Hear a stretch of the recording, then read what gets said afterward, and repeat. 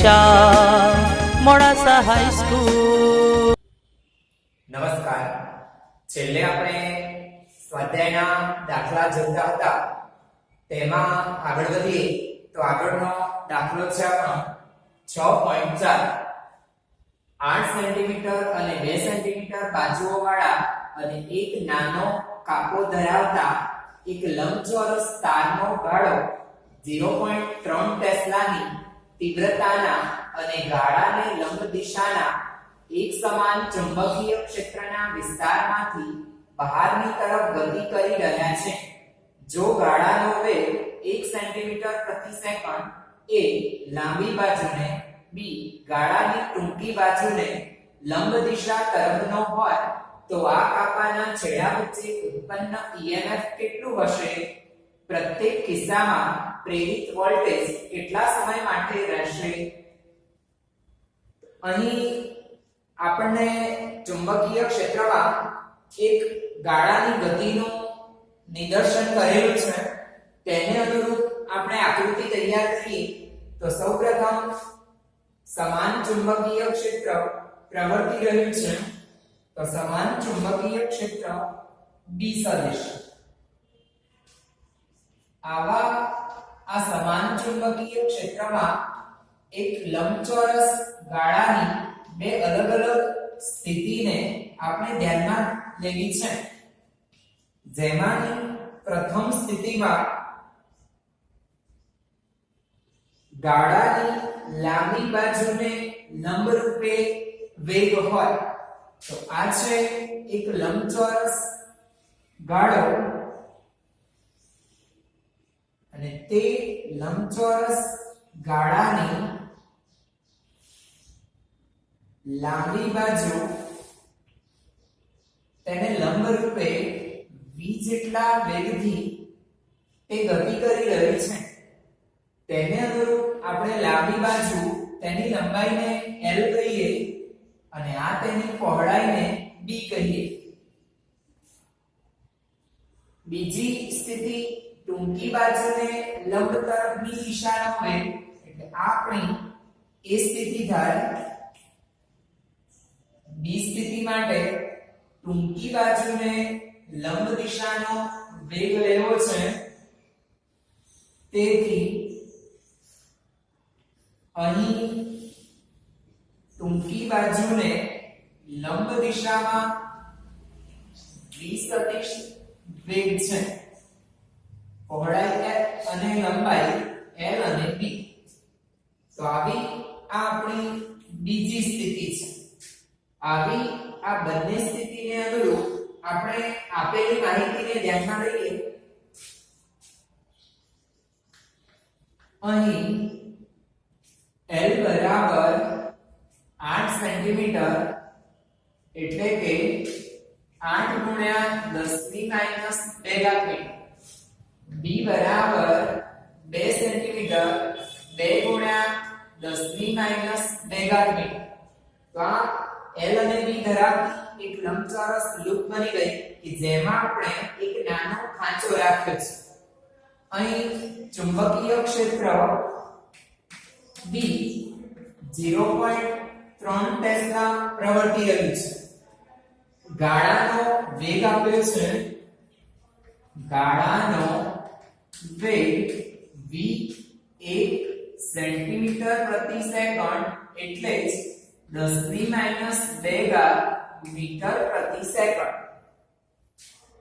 તો આપણે બે અલગ અલગ કિસ્સામાં પ્રેરિત EMF અને તે કેટલા સમય માટે મળશે તે નક્કી કરવું છે. તો સૌપ્રથમ પ્રેરિત EMF માટે આપણે ગતિકીય EMF ના સૂત્રને યાદ કરીશું. E બરાબર BVL. અને સમય નક્કી કરવા માટે જેટલા સમયગાળામાં તેની સાથે સંકળાયેલું ચુંબકીય ફ્લક્સ બદલાય તેટલા સમય માટે તેમાં પ્રેરિત EMF ઉદ્ભવે. તો તેવી એ સ્થિતિને અનુરૂપ આપણે સૌપ્રથમ વાત કરી રહ્યા છીએ કે વેગ લાંબી બાજુને લંબ તરફનો છે. તો એ કિસ્સામાં આપણે પરિણામ મેળવવું છે જ્યારે વેગ લાંબી બાજુને લંબ હોય ત્યારે, તો લાંબી બાજુને લંબ રૂપે ગતિ થાય ત્યારે આપણે જોઈ શકીએ છીએ કે L લંબાઈના આ તારની અંદર EMF પ્રેરિત થશે. તેના માટે તારની લંબાઈ અને વેગ પરસ્પર લંબ હોવાના કારણે તેની આ બાજુઓમાં કોઈ જ EMF પ્રેરિત થતું નથી.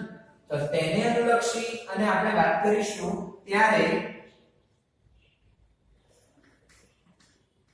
L લંબાઈની બાજુમાં ઉદ્ભવતું પ્રેરિત EMF E બરાબર B V અને તેની અનુરૂપ લંબાઈ L.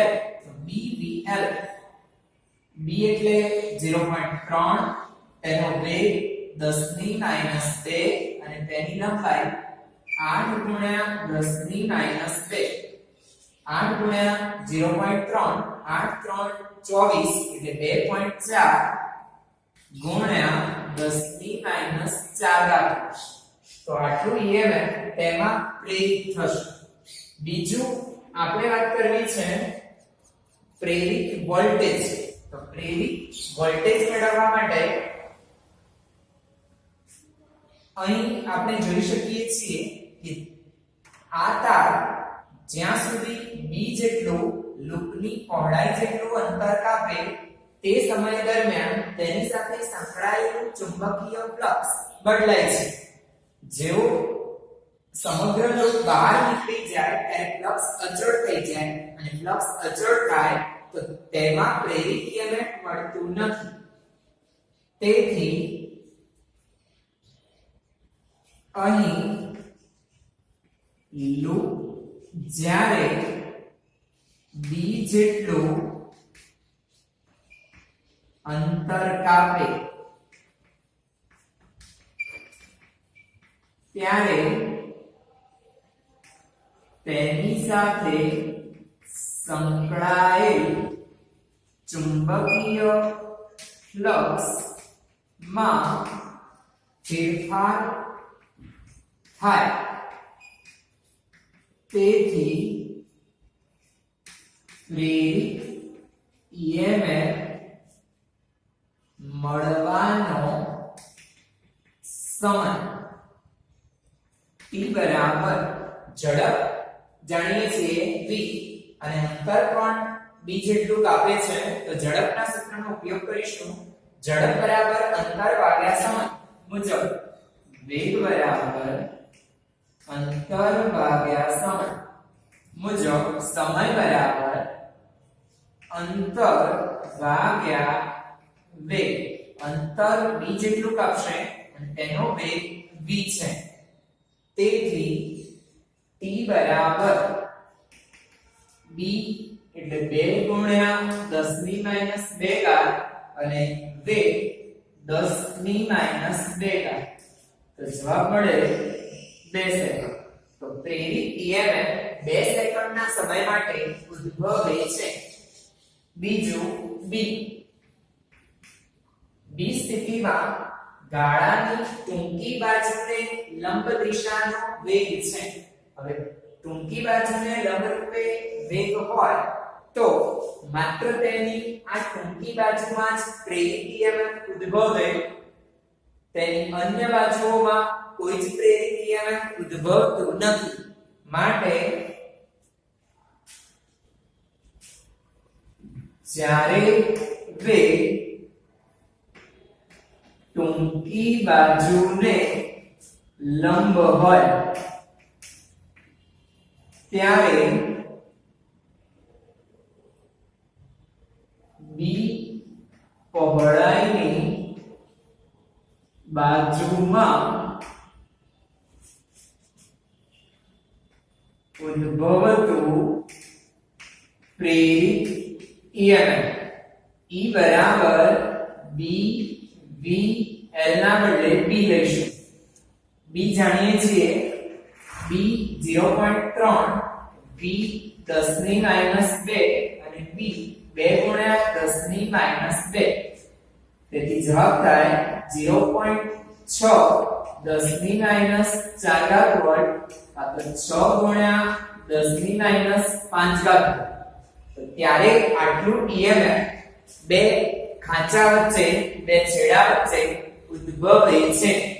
હવે આ EMF કેટલા સમય માટે મળે તો ત્યાં આપણે ધ્યાનમાં લઈએ અહીં આ ટૂંકી બાજુ L જેટલું અંતર કાપે ત્યારે ચુંબકીય ક્ષેત્રમાંથી બહાર આવે અને તેટલા સમયગાળાને અનુરૂપ તેની સાથે સંકળાયેલું ચુંબકીય ફ્લક્સ બદલાશે.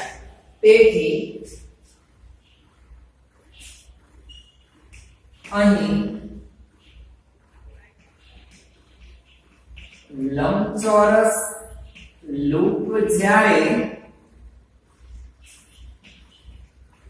L જેટલું અંતર કાપે ત્યારે ત્યાં સુધી તેની સાથે સંકળાયેલું ચુંબકીય ફ્લક્સ બદલાય છે.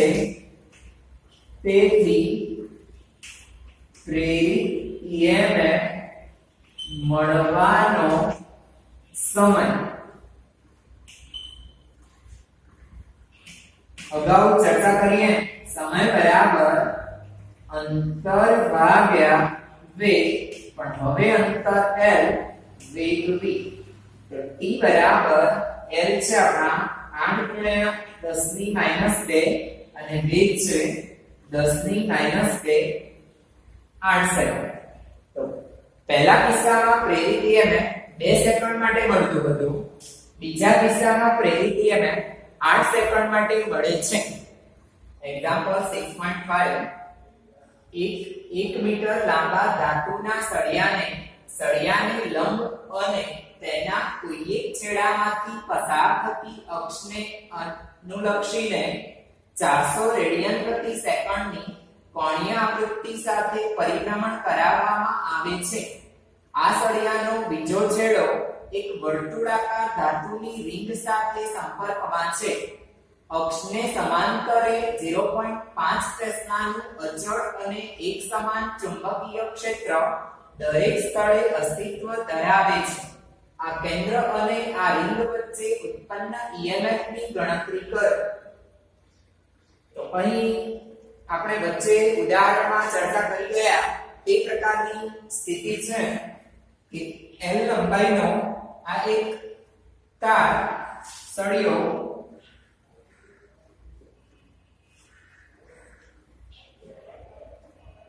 આને આપણે કેન્દ્ર બનાવી દઈએ અને આ L લંબાઈના તારનો બીજો છેડો આ વર્તુળાકાર રિંગ સાથે જોડી દઈએ.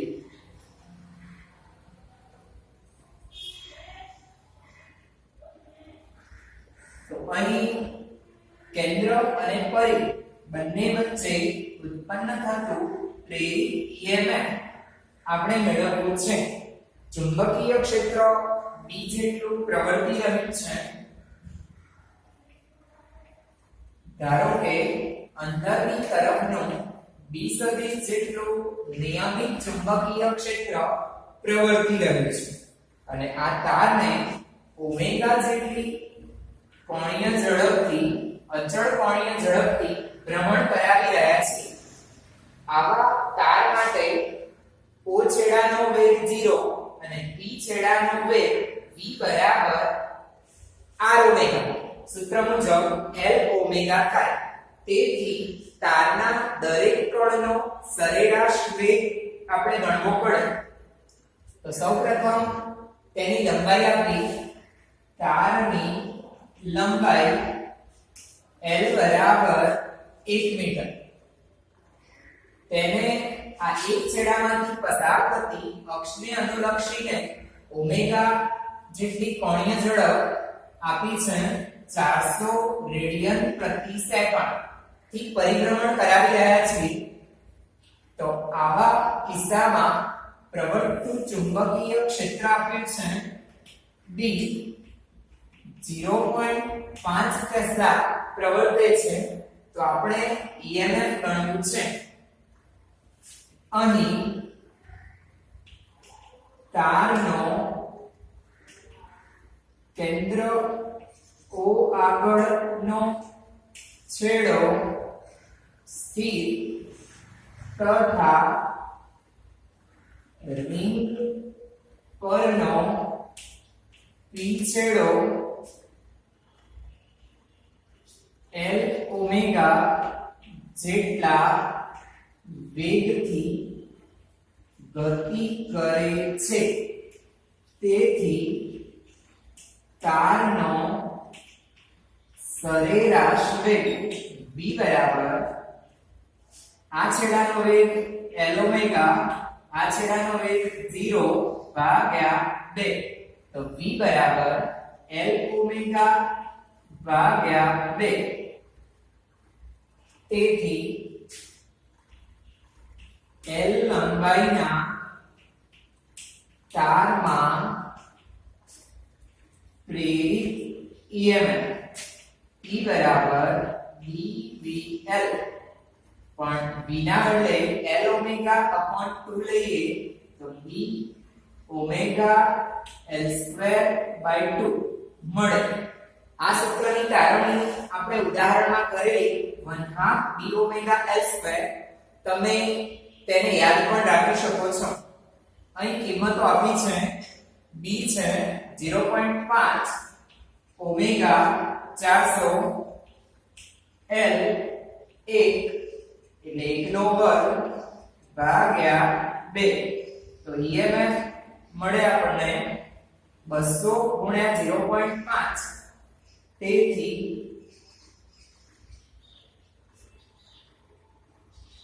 200 એટલે કે 20 ગુણ્યા 5 100 વોલ્ટ તો આ કેન્દ્ર અને રિંગ વચ્ચે આમ કેન્દ્ર અને રિંગ વચ્ચે 100 વોલ્ટ EMF પ્રેરિત થાય છઠ્ઠો દાખલો 8 સેન્ટીમીટર ત્રિજ્યાના અને 20 આંટાવાળા ગુંચળાને તેના ઉદ્ભવ વ્યાસને અનુલક્ષીને 3 ગુણ્યા 10 ની માઈનસ 2 ઘાત ટેસ્લા મૂલ્યના એક સમાન સમક્ષિતિજ ચુંબકીય ક્ષેત્રમાં 50 રેડિયન પ્રતિ સેકન્ડની કોણીય ઝડપથી ઘુમાવવામાં આવે છે આ ગુંચળામાં પ્રેરિત મહત્તમ અને સરેરાશ EMF મેળવો જો આ ગુંચળું 10 ઓહ્મ અવરોધનો એક બંધ ગાળો રચે તો ગુંચળામાંના પ્રવાહના મહત્તમ મૂલ્યની ગણતરી કરો જૂલ હીટિંગના કારણે સરેરાશ પાવર વ્યયની ગણતરી કરો આ પાવર ક્યાંથી આવે છે તો અહીં આપણને r ત્રિજ્યાનું n આંટાવાળું એક ગુંચળું આપી દીધું તેને ઓમેગા જેટલી કોણીય ઝડપથી b જેટલા ચુંબકીય ક્ષેત્રમાં આપણે ભ્રમણ કરાવી રહ્યા છીએ તો AC જનરેટરમાં આપણે સમજ મેળવી ચૂક્યા કે ચુંબકીય ક્ષેત્રમાં ગુંચળું ભ્રમણ કરે તો તેમાં EMF ઉદ્ભવે અને તેનું સૂત્ર આપણે મેળવ્યું E બરાબર NAB omega sin omega t અને તેને અનુરૂપ આપણે આગળ વધવું છે તો આપેલી રાશિઓની નોંધ કરીએ ગુંચળા માટે ત્રિજ્યા r 8 10 ની માઈનસ 2 ઘાત ગુંચળામાં આંટાની સંખ્યા 20 પ્રવર્તતું ચુંબકીય ક્ષેત્ર 3 10 ની માઈનસ 2 ઘાત ટેસ્લા ગુંચળાની કોણીય ઝડપ 50 રેડિયન પ્રતિ સેકન્ડ તો આપણે એવા ગુંચળા માટે અવરોધ આપ્યો ગુંચળાનો અવરોધ R 10 ઓહ્મ તો સૌપ્રથમ આપણે પ્રેરિત મહત્તમ EMF અને પછી સરેરાશ EMF મેળવવું છે n આંટાવાળા ગૂંચળાને b જેટલા ચુંબકીય ક્ષેત્રમાં ઓમેગા કોણીય ઝડપથી ભ્રમણ કરાવતા તેમાં ઉદ્ભવતું પ્રેરિત EMF E બરાબર NAB ઓમેગા sin ઓમેગા જ્યારે sin ઓમેગા t બરાબર 1 ત્યારે E બરાબર EM થાય માટે મહત્તમ EMF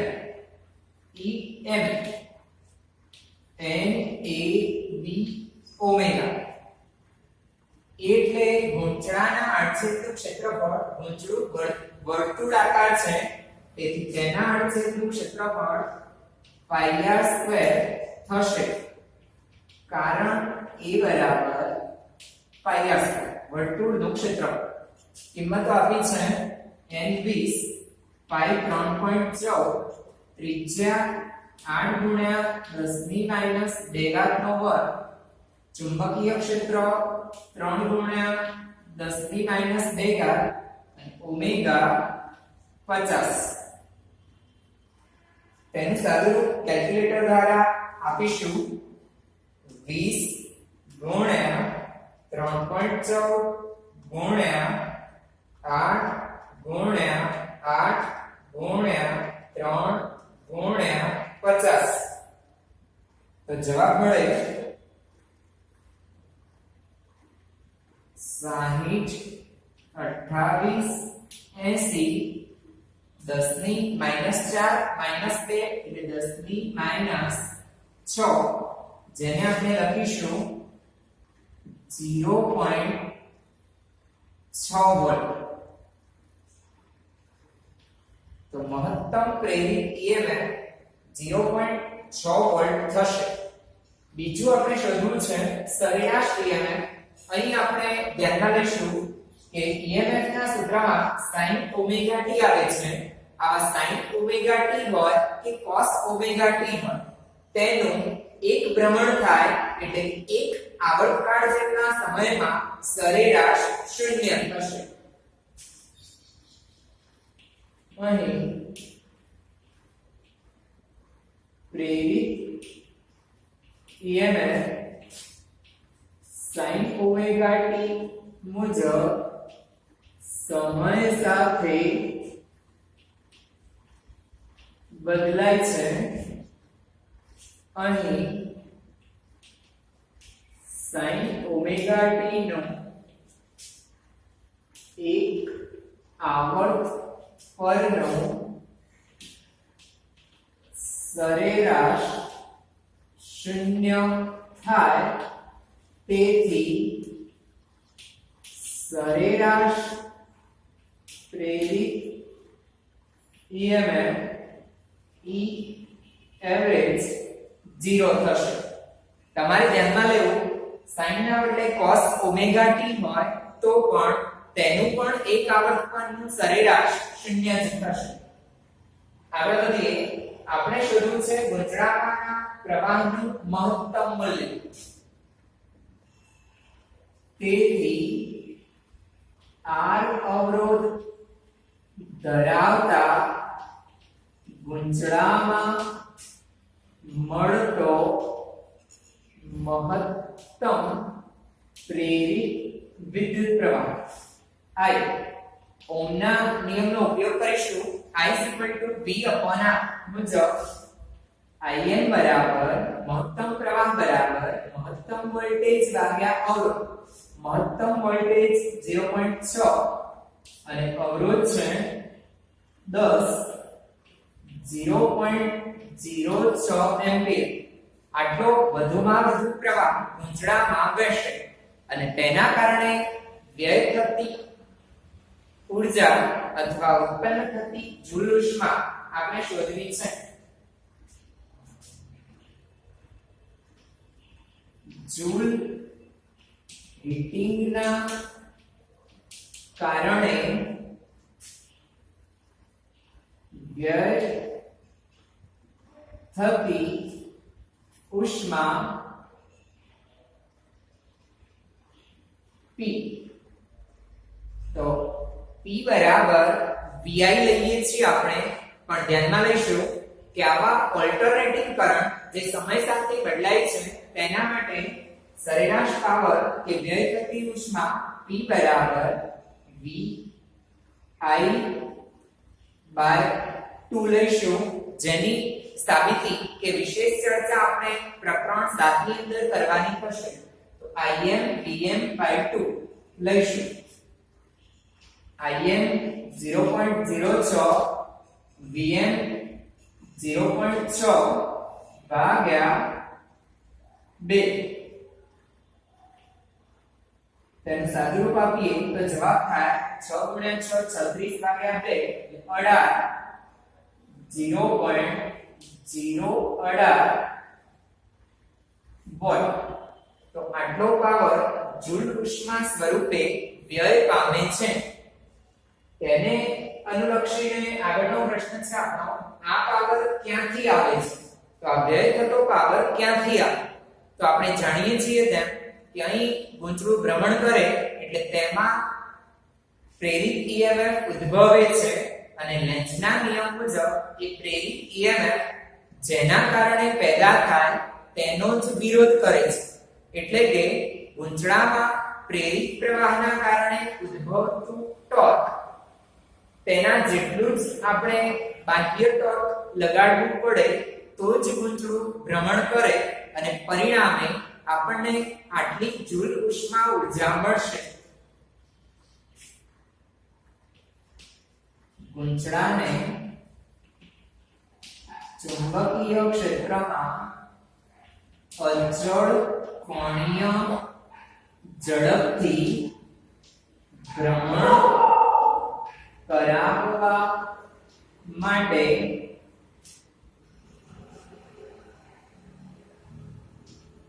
પ્રેરિત પ્રવાહના કારણે લાગતા ટોર્ક જેટલો વિરુદ્ધ દિશામાં ટોર્ક લગાડવું પડે. તેથી બાહ્ય ટોર્ક વડે થયેલા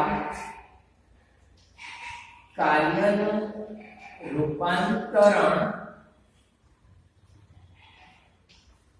જૂલ ઉષ્મા સ્વરૂપે મળે છે. સ્વાધ્યાયનો 7મો દાખલો, પૂર્વથી પશ્ચિમ સુધી વિસ્તરેલ 10 મીટર લંબાઈનો એક સમક્ષિતિજ સીધો તાર 5 મીટર પ્રતિ સેકન્ડની ઝડપથી પૃથ્વીના ચુંબકીય ક્ષેત્રના સમક્ષિતિજ ઘટક 0.3 × 10⁻⁴ વેબર પ્રતિ મીટર સ્ક્વેરને લંબરૂપે નીચે પડી રહ્યો છે. એ આ તારમાં પ્રેરિત EMF નું તાત્ક્ષણિક મૂલ્ય શું છે? B. આ EMF ની દિશા શું છે? C. આ તારનો કયો છેડો નીચા વિદ્યુત સ્થિતિમાન પર છે? તો અહીં આપણે તારને પૂર્વ પશ્ચિમ ગોઠવી દીધો છે અને તેને મુક્ત કરી રહ્યા છીએ. તે આટલા અચળ વેગથી ગતિ કરી રહ્યો છે. તારની લંબાઈ L 10 મીટર, વેગ v 5 મીટર પ્રતિ સેકન્ડ. ચુંબકીય ક્ષેત્રનો પૃથ્વીના ચુંબકીય ક્ષેત્રનો સમક્ષિતિજ ઘટક BH 0.3 × 10⁻⁴ વેબર પ્રતિ મીટર સ્ક્વેર. તો આપણે તારમાં પ્રેરિત EMF નું તાત્ક્ષણિક મૂલ્ય શોધવું છે.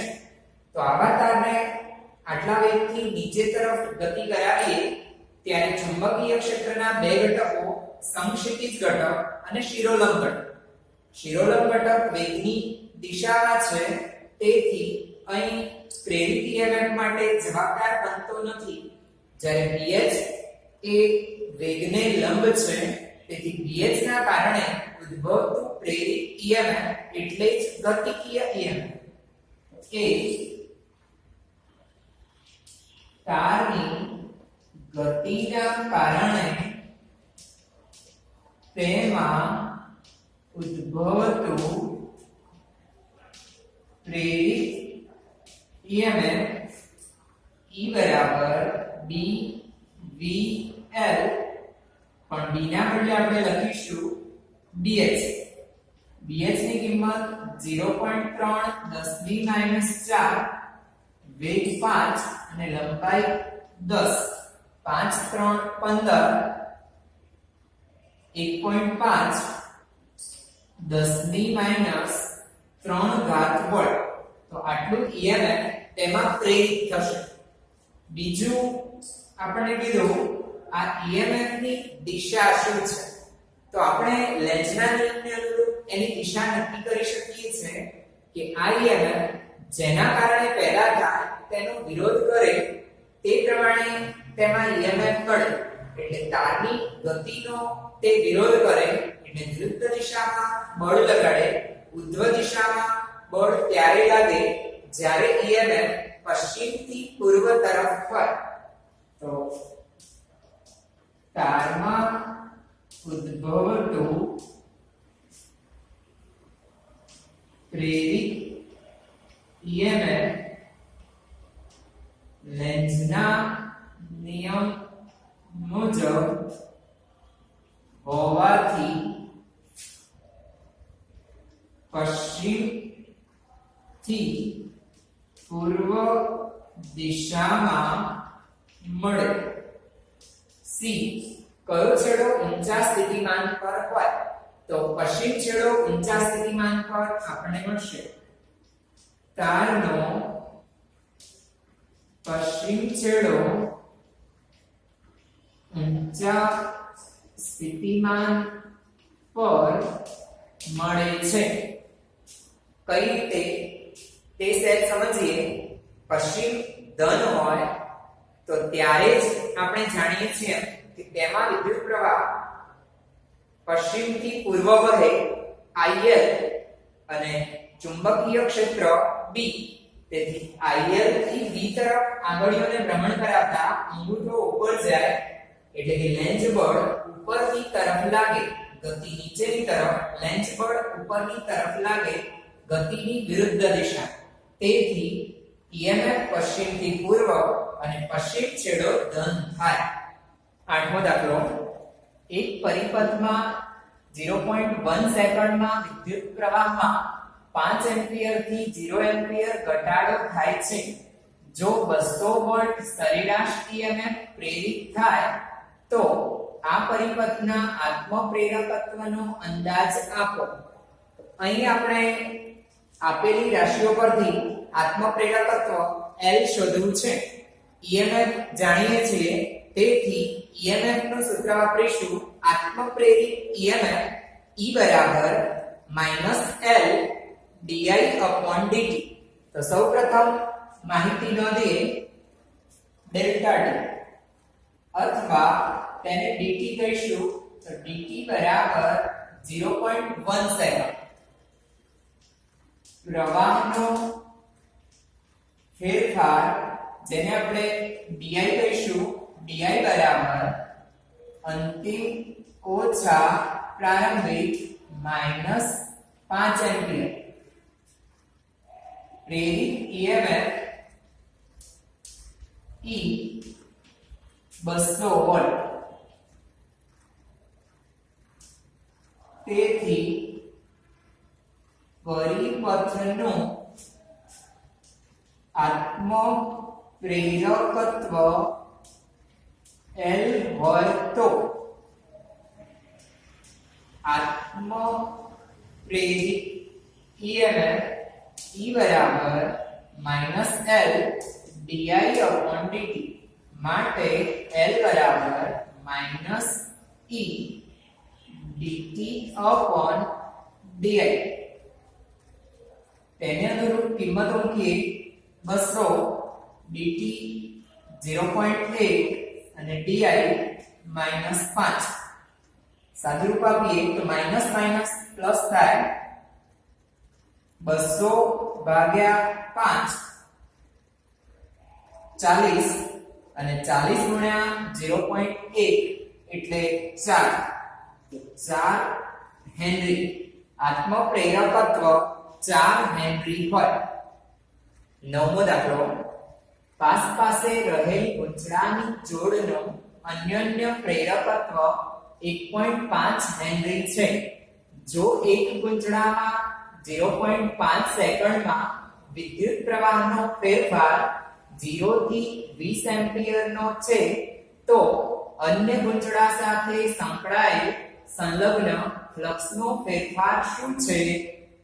તો અહીં આપણે બે ગુંચળાના કિસ્સામાં સંલગ્ન ફ્લક્સ n phi b તેનો ફેરફાર એટલે કે ડેલ્ટા phi b કહું તો તે મેળવવા છે રાશિઓ આપી છે અન્યોન્ય પ્રેરકત્વ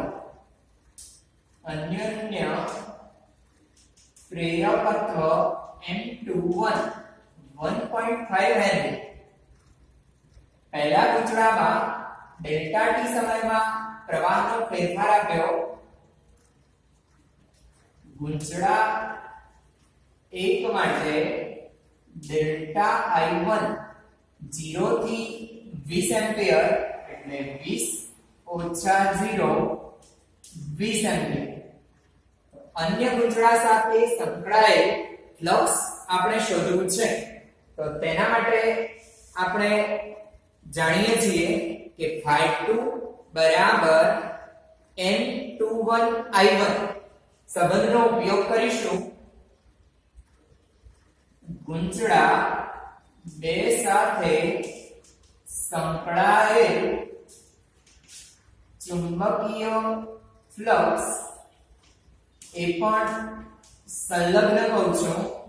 તો phi2 N21I1 મુજબ અહીં પ્રવાહમાં ફેરફાર થાય તો ફ્લક્સમાં પણ ફેરફાર થાય માટે ડેલ્ટા phi2 અન્યોન્ય પ્રેરકત્વ પ્રવાહ બદલતા બદલાતું નથી, અચળ. N21 1.5 ડેલ્ટા I1 20 એમ્પિયર માટે જવાબ થાય 30 વેબર. તો બીજા ગુંચળા સાથે સંકળાયેલા ચુંબકીય ફ્લક્સનો ફેરફાર સંલગ્ન ફ્લક્સનો ફેરફાર 30 વેબર થશે. 10મો દાખલો જેટ વિમાન 1800 કિલોમીટર પ્રતિ અવરની ઝડપે પશ્ચિમ તરફ ગતિ કરે છે. જો આ સ્થાને પૃથ્વીના ચુંબકીય ક્ષેત્રનું મૂલ્ય 5 ગુણ્યા 10 - 4 ટેસ્લા અને ડીપ એંગલ 30 ડિગ્રી હોય તથા જો પાંખોના છેડાઓ વચ્ચેનો ગાળો 25 મીટરનો હોય તો તેમની વચ્ચે ઉત્પન્ન થતો વોલ્ટેજનો તફાવત શું હશે? તો અહીં જેટ વિમાન ઉડી રહ્યું છે પશ્ચિમ દિશામાં એટલે કે પૂર્વથી પશ્ચિમ તરફ. આ કિસ્સામાં તેની પાંખોના છેડા વચ્ચેનું અંતર એટલે જ L બની જાય અને તે 25 મીટર છે.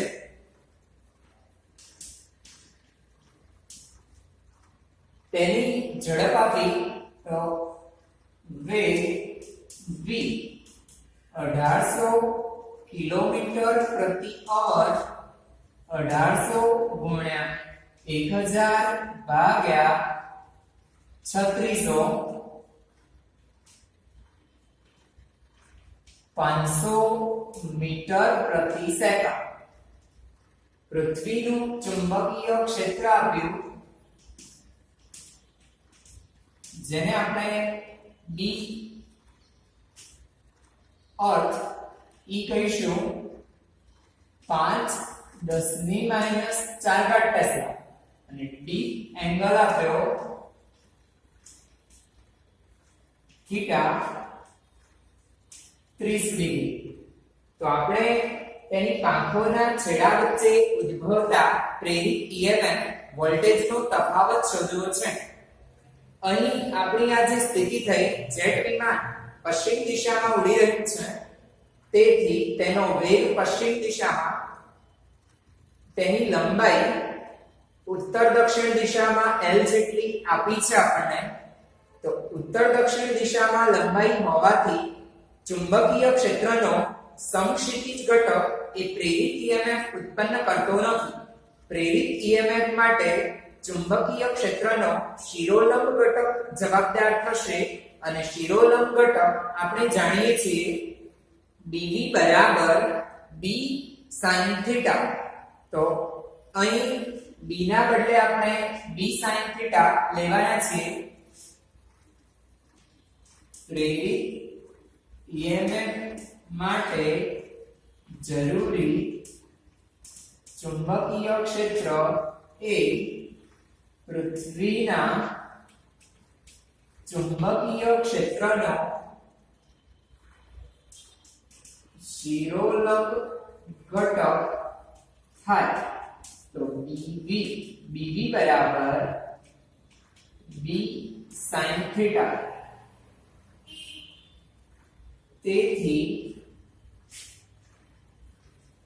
વિમાનના પાંખોના છેડાઓ વચ્ચે ઉત્પન્ન થતો વોલ્ટેજનો તફાવત E બરાબર B ના બદલે BV VL, BV ના બદલે DE sin theta VL, DE 5×10⁻⁴ sin theta એટલે sin 30. V વેગ આપ્યો 500 અને લંબાઈ 25. કેલ્ક્યુલેટર થી સાદુરૂપ આપીએ તો 5 ગુણ્યા sin 30 1/2 એટલે ભાગ્યા 2 ગુણ્યા 500 ગુણ્યા 25. જવાબ થાય 31250. તેમાં 4 દશાંશ સ્થળ ખસીએ તો 3.125 લગભગ 3.1 વોટ. તો વિમાનના પાંખોના છેડા વચ્ચે વિમાનની આવી ગતિ થવાથી આટલું EMF ઉદ્ભવે છે. તો અહીં આપણું પ્રકરણ 6 નું સ્વાધ્યાયનું કાર્ય પૂર્ણ. કેટલાક MCQ આપણે જોવાના છે તે પછી જોઈશું.